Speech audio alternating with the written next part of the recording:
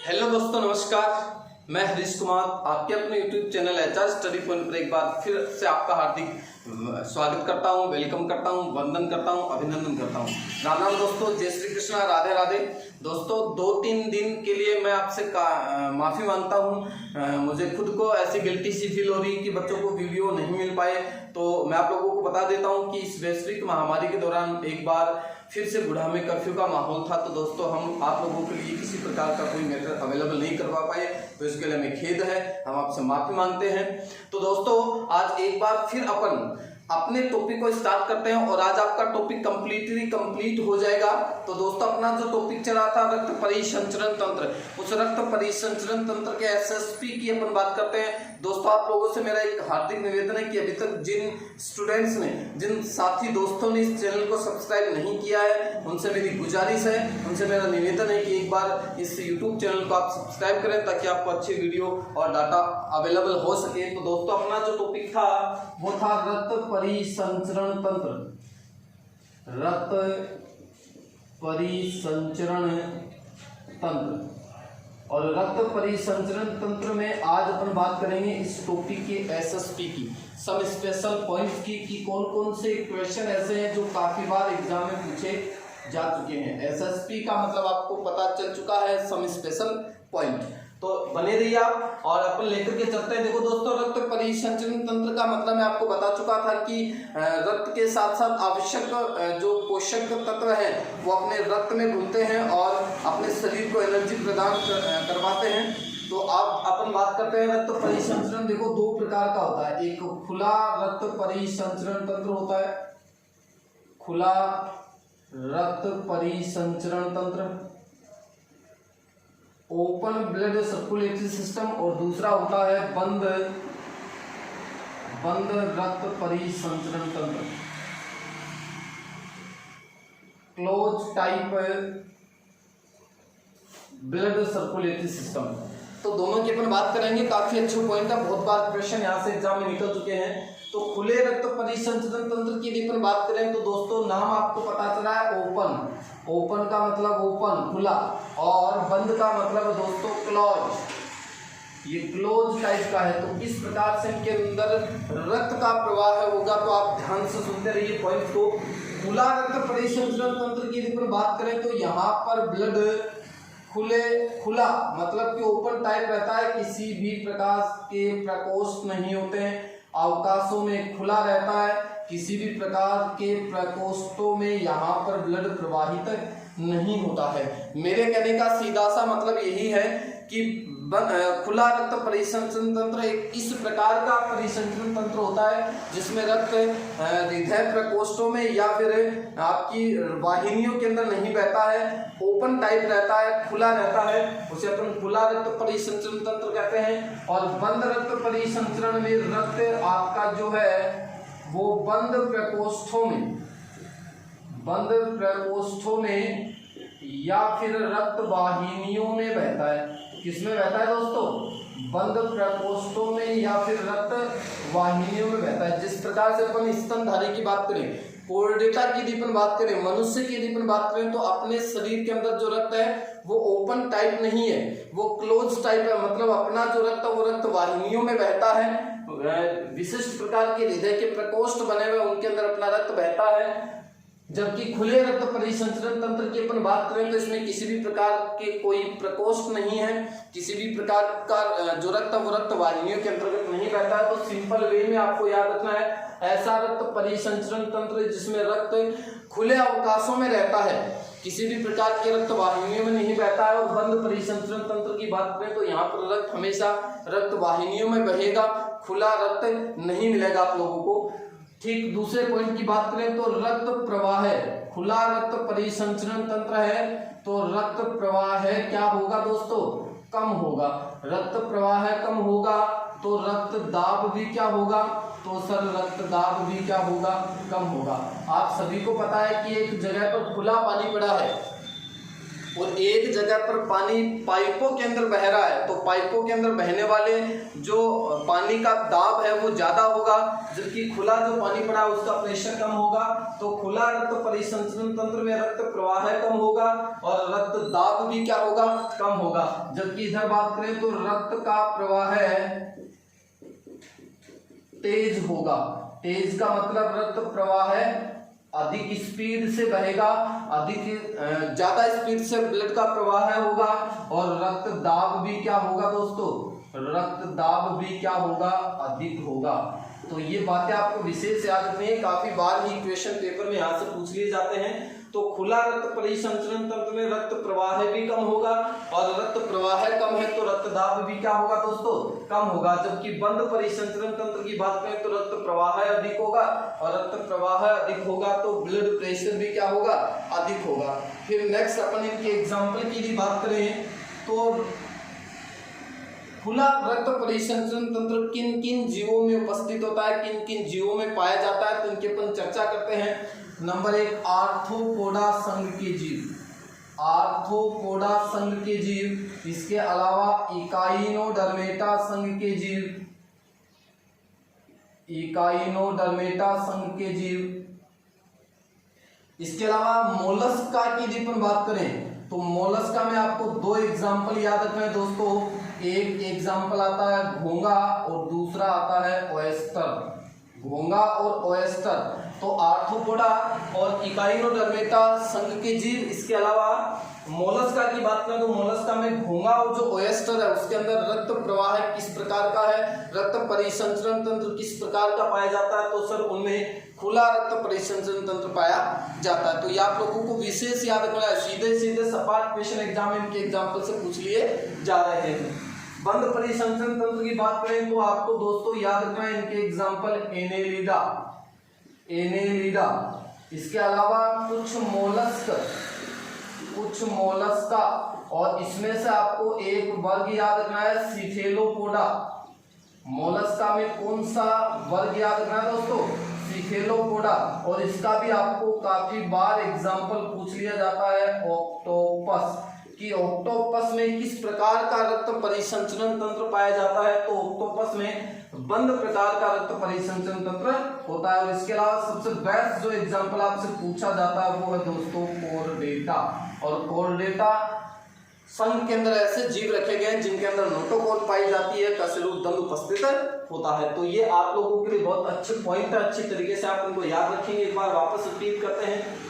Open type जो blood circulatory system है उसके अंतर्गत रक्त खुले अवकाशों में खुला ही बहता है, किसी प्रकार की कोई रक्त वाहिनियां नहीं होती हैं। जबकि बंद परिसंचरण तंत्र में रक्त हमेशा बंद प्रकोष्ठों, जैसे अपन बात करें हृदय के 4 कोष्ठ अपने 2 आलिंद और 2 निलय, और रक्त वाहिनियों के अंदर बहता है, मतलब खुला रक्त नहीं होता है। फिर बात करें तो रक्त प्रवाह कम होगा तो रक्त दाब भी क्या होगा, कम होगा। जबकि close type blood circulatory system की बात करें तो रक्त का प्रवाह अधिक होगा तो रक्त दाब भी क्या होगा दोस्तों, अधिक होगा। एग्जाम्पल काफी बार पूछ लिए जा रहे हैं, बहुत खासा इंपॉर्टेंट पॉइंट आप लोगों को दे रहा हूं दोस्तों। आर्थ्रोपोडा, इकाइनोडर्मेटा और मोलस्का संघ के जो जीव हैं, आर्थ्रोपोडा, इकाइनोडर्मेटा और मोलस्का में भी आपको याद रखना है घोंगा और ऑयस्टर। इन सभी जीवों में किस प्रकार का रक्त परिसंचरण तंत्र पाया जा रहा है, खुला रक्त परिसंचरण तंत्र होता है। जबकि इसमें एनेलिडा, कुछ मोलस्का संघ के जो जीव हैं उसमें आपको विशेष एग्जाम्पल याद रखना है ऑक्टोपस। ये क्वेश्चन दोस्तों काफी बार ही पेपर में पूछा जाता है कि ऑक्टोपस में किस प्रकार का रक्त परिसंचरण तंत्र पाया जाता है, तो वो आपका क्लोज टाइप बंद रक्त परिसंचरण तंत्र। इसके अलावा सभी जो कॉर्डेट्स प्राणी होते हैं उनके अंदर भी किस प्रकार का रक्त परिसंचरण तंत्र होता है, तो वो बंद प्रकार का होता है। नेक्स्ट दोस्तों अपन पॉइंट की बात करें तो देखो ब्लड की कुछ विशेष बातें मैं आप लोगों को आज बताता हूं। देखो सबसे पहले तो अपन बात करें तो रक्त को कितने डिग्री सेंटीग्रेड ताप पर संग्रहित किया जाता है, तो याद रखना प्यारे दोस्तों, रक्त को 4 डिग्री सेंटीग्रेड ताप पर संग्रहित किया जाता है। कितने डिग्री सेंटीग्रेड ताप पर, 4 डिग्री सेंटीग्रेड ताप पर रक्त को क्या किया जाता है, संग्रहित किया जाता है। इसके अलावा बात करें तो एक यूनिट या एक इकाई में कितने ml रक्त आता है, तो एक यूनिट में दोस्तों 350 ml रक्त आता है। 350 350 ml रक्त 1 यूनिट, जैसे अपन बोलते हैं कि उसको 2 यूनिट ब्लड की जरूरत है, उसका 1 यूनिट ब्लड निकाल लिया गया, तो 1 यूनिट का मतलब कितना मिलीलीटर ब्लड निकाला है, 350 ml या 350 मिलीलीटर इसको अपन बोल सकते हैं ब्लड निकाला गया है। इसके अलावा बात करें तो रक्त को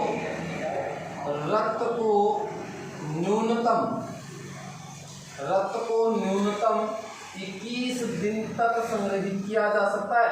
न्यूनतम का मतलब तो वैसे कितना भी, मतलब 2, 3, 5, 7 दिन के लिए भी अपन संग्रहित कर सकते हैं, लेकिन याद रखना दोस्तों, रक्त को अधिकतम 42 दिन तक संग्रहित किया जा सकता है।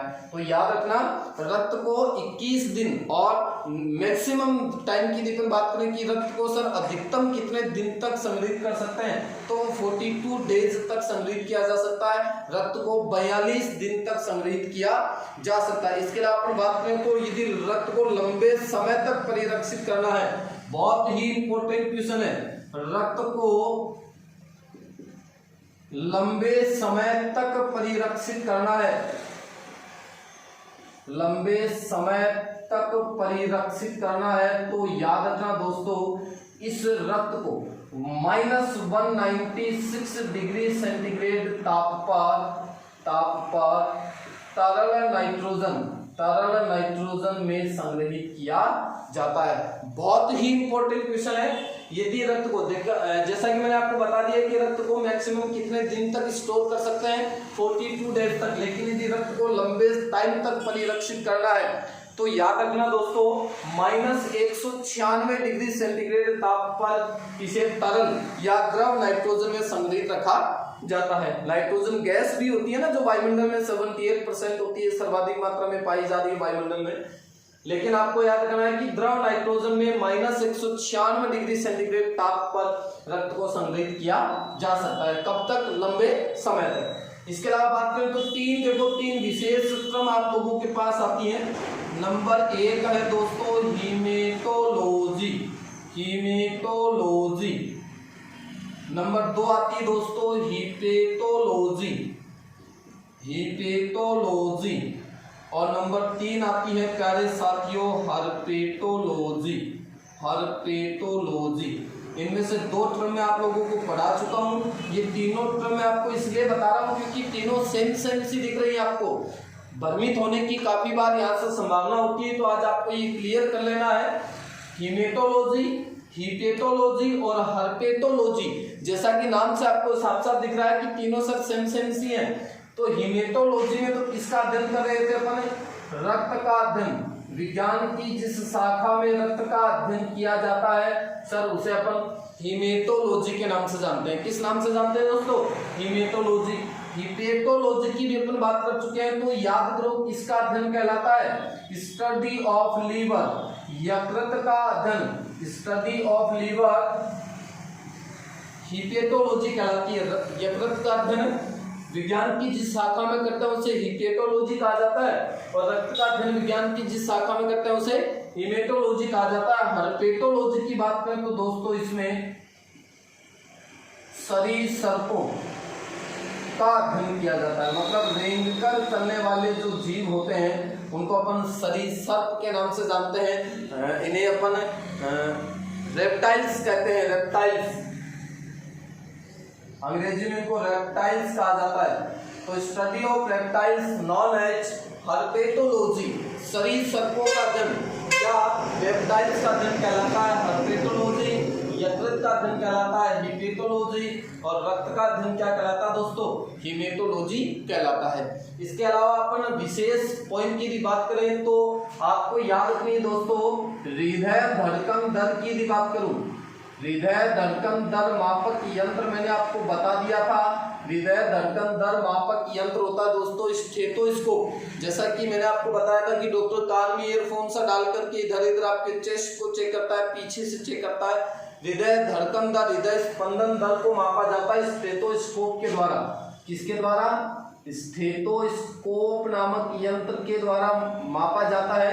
अब अपन बात करें हृदय धड़कन दर की, तो याद रखना दोस्तों, नवजात शिशु में, अभी भी जो बच्चा पैदा हुआ है, नवजात शिशु न्यू बॉर्न बेबी, नवजात शिशु ऐसा शिशु है जो अभी अभी पैदा हुआ है। और उस नवजात शिशु में जो हृदय की धड़कन दर होती है दोस्तों वो 120 से 140 बार प्रति मिनट होती है। कितनी होती है प्यारे दोस्तों? 120 से 140 बार प्रति मिनट। जैसा कि आप सबको पता है कि छोटे बच्चे का दिल बहुत तेज धड़कता है, उसकी सांसें भी तेज चलती हैं। श्वसन दर की अपन बात ऑलरेडी कर चुके हैं। नवजात शिशु की हृदय धड़कन दर की बात करें तो 120 से 140 बार प्रति मिनट इसका दिल धड़कता है। जबकि बात की जाए छोटे बच्चे की, तो छोटे बच्चे की जो हृदय धड़कन दर होती है वो होती है दोस्तों लगभग 100 बार प्रति मिनट। कितनी होती है? 100 बार प्रति मिनट। और एडल्ट की बात करें, वयस्कावस्था की अपन बात करें तो ये अपन ऑलरेडी जानते हैं, पढ़ चुके हैं। वयस्कावस्था में हृदय की धड़कन दर होती है 72 बार प्रति मिनट। मतलब स्वस्थ वयस्क मनुष्य का हृदय 1 मिनट में कितनी बार धड़कता है दोस्तों? 72 बार धड़कता है। जबकि नवजात शिशु का हृदय 120 से 140 बार प्रति मिनट धड़कता है। और छोटे बच्चे का जो हृदय है वो 100 बार प्रति मिनट धड़कता है। तो ये बातें आप लोगों को विशेष याद रखनी है। तो रक्त को 4 डिग्री सेंटीग्रेड ताप पर संग्रहित किया जाता है। एक यूनिट में, एक इकाई में कितने ml रक्त आता है? 350 ml रक्त आता है। रक्त को अपन 21 दिन तक स्टोर कर सकते हैं, लेकिन यदि आपसे मैक्सिमम टाइम कभी पूछ लिया जाए तो रक्त को मैक्सिमम 42 दिन तक स्टोर किया जा सकता है। और लंबे टाइम तक यदि रक्त को स्टोर करना है, लंबे समय तक रक्त को परिरक्षित करना है तो इसे -196 डिग्री सेंटीग्रेड ताप पर द्रव नाइट्रोजन या तरल नाइट्रोजन में संग्रहित या परिरक्षित रखा जाता है। हीमेटोलॉजी रक्त का अध्ययन कहलाता है, हीपेटोलॉजी यकृत का अध्ययन कहलाता है और हर्पेटोलॉजी सरीसृपों या रेप्टाइल्स का अध्ययन कहलाता है। हृदय की धड़कन दर को स्टेथोस्कोप के द्वारा मापा जाता है। नवजात शिशु में हृदय की धड़कन दर 120 से 140 बार प्रति मिनट होती है। छोटे बच्चे में 100 बार प्रति मिनट होती है। और वयस्क अवस्था की बात करें तो ये 72 बार प्रति मिनट होती है। नेक्स्ट पॉइंट की यदि बात करें तो दोस्तों एक विशेष पॉइंट आपको हमेशा के लिए याद रखना है। जिस टाइम कोई व्यक्ति किसी दूसरे व्यक्ति को रक्त दे रहा है, कोई भी व्यक्ति किसी दूसरे व्यक्ति को रक्त दे रहा है, तो आपको एक इंपॉर्टेंट बात मैं आपको बता देता हूं। अपन ने एक धमनी पढ़ी थी, धमनी, और एक पढ़ी थी दोस्तों शिरा। आपको याद है कि शिराओं को अपन बाहरी सतह से देख सकते हैं, मतलब शिराएं बाहरी सतह से दिखाई देती हैं, लेकिन धमनियां बाहरी सतह से दिखाई नहीं देती हैं। धमनियों में कैसा रक्त बह रहा था? शुद्ध रक्त बह रहा था। और शिराओं में अशुद्ध रक्त बहता है। तो एक विशेष पॉइंट की आज अपन चर्चा कर लेते हैं, बहुत ही खासा इंपॉर्टेंट है। यदि किसी के इंजेक्शन लगाया जाता है, इंजेक्शन लगाया जाता है, यदि किसी को ग्लूकोज चढ़ाया जाता है या फिर किसी को रक्त दिया जाता है, याद रखना दोस्तों, रक्त दिया जा रहा है या रक्त लिया जा रहा है, या तो किसी व्यक्ति के द्वारा दूसरे को रक्त दिया जा रहा है या फिर किसी व्यक्ति का रक्त लिया जा रहा है, तो याद रखना ये सारी की सारी प्रोसेस कहाँ संपन्न होती है? शिराओं में संपन्न होती है। कहाँ संपन्न होती है दोस्तों? शिराओं में संपन्न होती है। याद रखना हमेशा के लिए, इंजेक्शन जब लगाया जाएगा शिरा में लगाया जाएगा, ग्लूकोज जब चढ़ाई जाएगी शिरा में चढ़ाई जाएगी, रक्त यदि किसी व्यक्ति को रक्त दिया जा रहा है या कोई व्यक्ति किसी से रक्त ले रहा है तो वो शिराओं, ये सारी की सारी जो प्रोसेस है वो शिराओं में ही संपन्न होती है। एक विशेष पॉइंट इसके साथ और आपको नोट करना है, रक्त हमेशा, रक्त चाहे दिया जा रहा है और रक्त चाहे लिया जा रहा है, हमेशा कैसा रक्त दिया जाता है? अशुद्ध दिया जाता है सर। और लिया भी कैसा जाता है? अशुद्ध ही लिया जाता है। तो वेरी वेरी इंपॉर्टेंट क्वेश्चन है आप लोगों के लिए।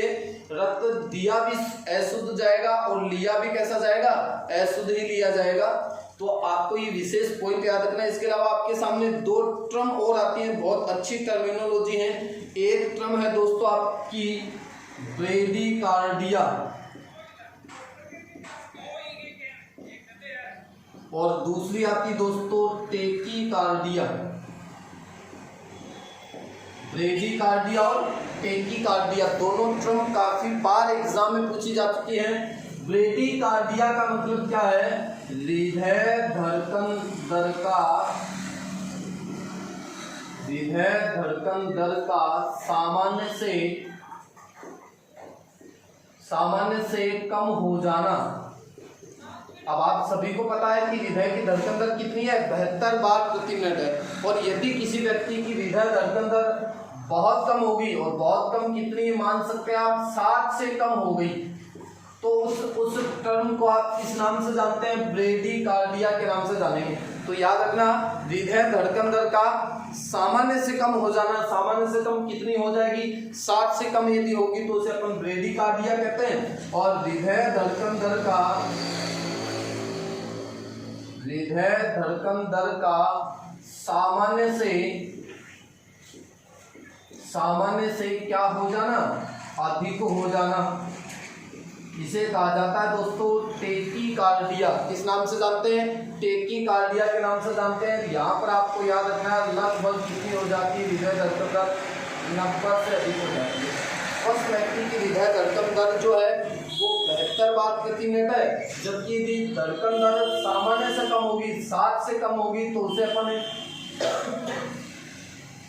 ब्रेडिकार्डिया के नाम से जानते हैं। और यदि हृदय की धड़कन दर 90 से अधिक होगी तो उसको अपन टेकीकार्डिया के नाम से जानते हैं। तो दोनों पॉइंट आप लोगों के लिए अच्छे हैं, विशेष पॉइंट अच्छी तरीके से आप इनको याद रखना। इसके अलावा यदि अपन पॉइंटों की बात करें तो देखो दोस्तों, आपको पता है कि रक्त का जो निर्माण है, रक्त का निर्माण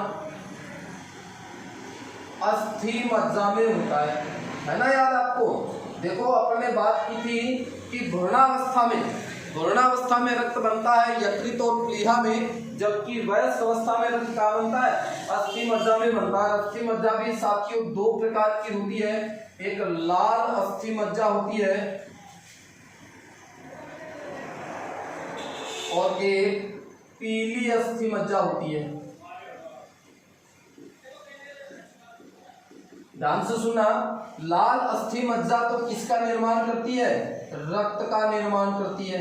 लाल अस्थि मज्जा में तो कौन बनता है सर, रक्त बनता है। जबकि पीली अस्थि मज्जा में किसका निर्माण होता है, तो पीली अस्थि मज्जा वसा का संग्रहण करती है।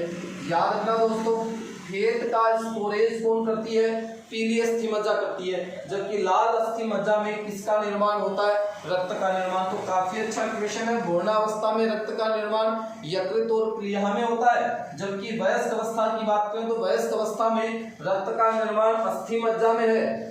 और अस्थि मज्जा भी 2 प्रकार की, एक लाल अस्थि मज्जा होती है, एक पीली अस्थि मज्जा होती है। लाल अस्थि मज्जा की बात करें तो इसके अंतर्गत रक्त का निर्माण होता है, और पीली अस्थि मज्जा क्या काम करती है, तो सर ये वसा का संग्रहण करने का कार्य संपन्न करती है। नेक्स्ट पॉइंट की यदि बात करें तो देखो अगला पॉइंट आपका क्या आता है। देखो साथी, मैंने आपको 2 विशेष पॉइंट बताए थे। हृदय का कृत्रिम आरोपण है ना, तो विश्व की भी बात की जाए तो विश्व में हृदय का प्रथम हृदय का कृत्रिम आरोपण करने वाले जो वैज्ञानिक थे वो कौन थे दोस्तों, डॉक्टर क्रिश्चियन बर्नार्ड थे। कौन थे, डॉक्टर क्रिश्चियन बर्नार्ड। याद रखना, विश्व स्तर पर तो हृदय का प्रथम जो हृदय आरोपण कृत्रिम आरोपण करने वाले जो वैज्ञानिक थे वो थे दोस्तों आपके क्रिश्चियन बर्नार्ड। याद रखना, अपन विश्व की बात करें, विश्व में सबसे पहले हृदय का कृत्रिम आरोपण डॉक्टर क्रिश्चियन बर्नार्ड ने किया था 1967 में, 1967 में। और ये किया था दोस्तों केपटाउन कहाँ है, साउथ अफ्रीका, दक्षिणी अफ्रीका। कहाँ किया था, केपटाउन में, दक्षिणी अफ्रीका में किया था 1967 में। और किया किसमें था, तो वो नाम आपको अच्छी तरीके से याद रखना है। लगभग 55 वर्षीय जो मेल था, लुइस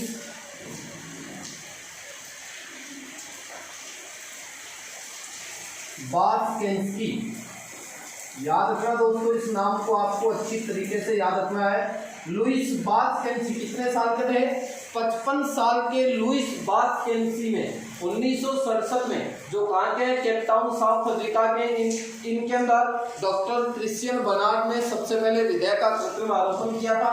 जबकि बात की जाए भारत की, तो भारत में हृदय का प्रथम कृत्रिम आरोपण करने वाले जो साइंटिस्ट है अपने, वो थे डॉक्टर वेणुगोपाल।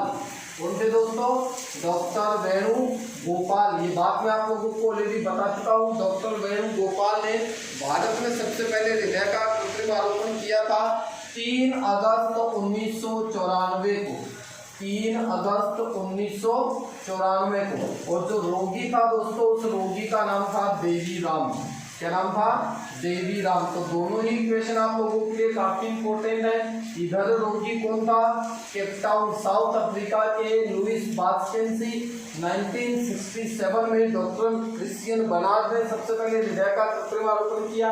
और भारत की बात करें तो भारत में सबसे पहले हृदय का कृत्रिम आरोपण डॉक्टर वेणुगोपाल ने 3 अगस्त 1994 को देवी राम के अंदर किया था।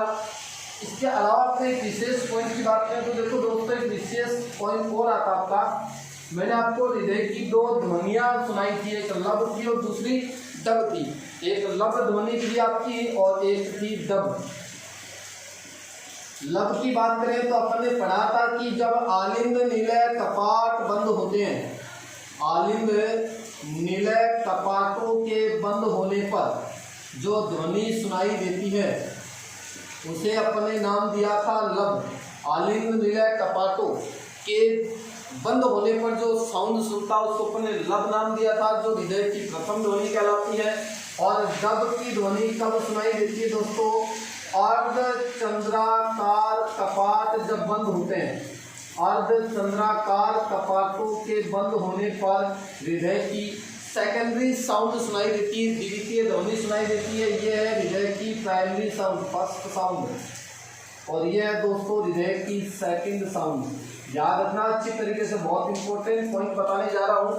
हृदय की प्रथम ध्वनि लब कहलाती है, जो आलिंद निलय कपाटों के बंद होने पर सुनाई देती है। और हृदय की सेकेंडरी जो साउंड है, द्वितीय जो ध्वनि है, वो डब कहलाती है, जो अर्धचंद्राकार कपाटों के बंद होने पर सुनाई देती है।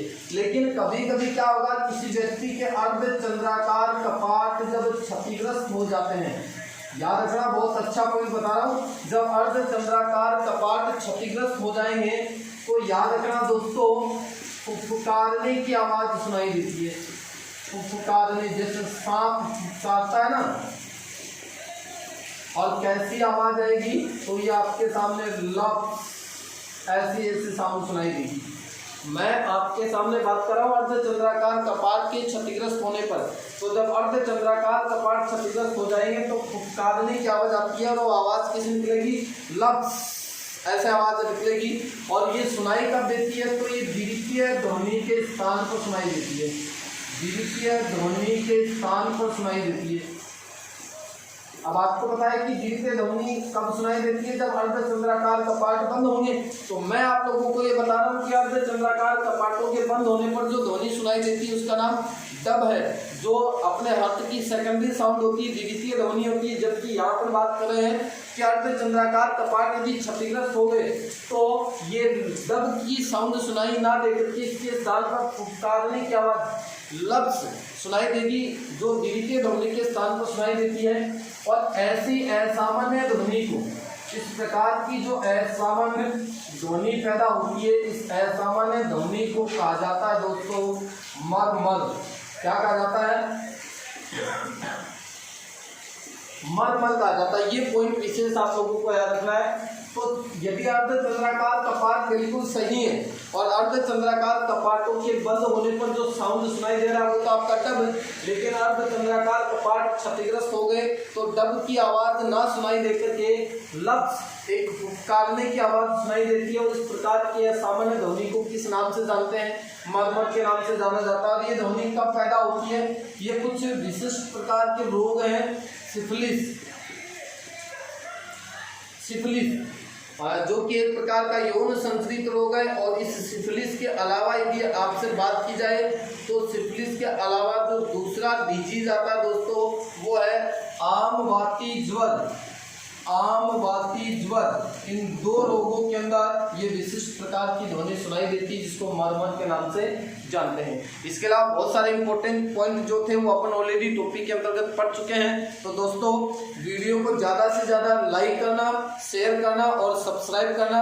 आप लोगों के लिए अब कंटिन्यू वीडियो डाले जाएंगे और निवेदन है कि आप इसी प्रकार अपनी स्टडी को अच्छा वे प्रदान करते रहें। Thank you all of you. जय हिंद, जय भारत।